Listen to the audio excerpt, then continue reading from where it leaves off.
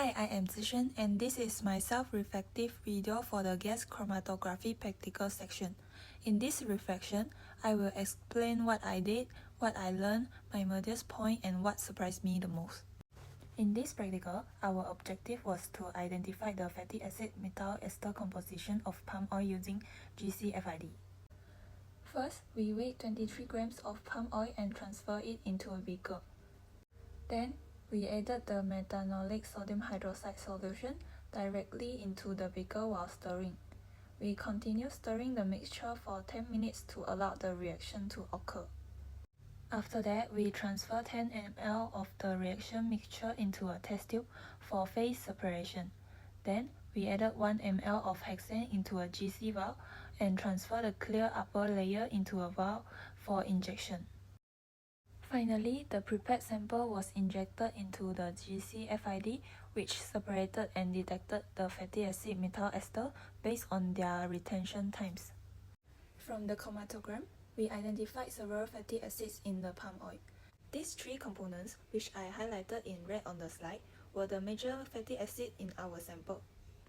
They contributed the highest percentages among all the fatty acids detected. This pattern is consistent with the typical profile of palm oil, where a few key fatty acids appear in much higher amounts than the others. The smaller peaks represented minor fatty acids, some below 1%, showing how sensitive the GCFID detector is. Reflecting on my performance, I think I handled the weighing, mixing, and transferring steps carefully.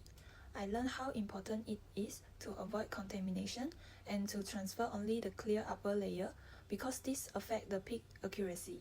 One thing I want to improve is becoming more confident with the auto-sampler and working more efficiently during time-sensitive steps.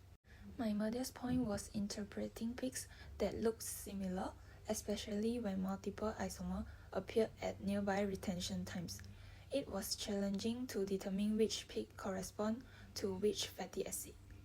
From an emotional perspective, I felt slightly nervous because GC is a sensitive instrument and I didn't want to accidentally contaminate the sample or affect the injection. What surprised me the most was how sensitive the GCFID is. Even very small components were detected clearly. I was also surprised that I managed to stay calm and work more independently than I expected. Overall, this practical improved my confidence in sample preparation and helped me understand the fatty acid profile of palm oil using GCFID. Thanks for watching. Bye.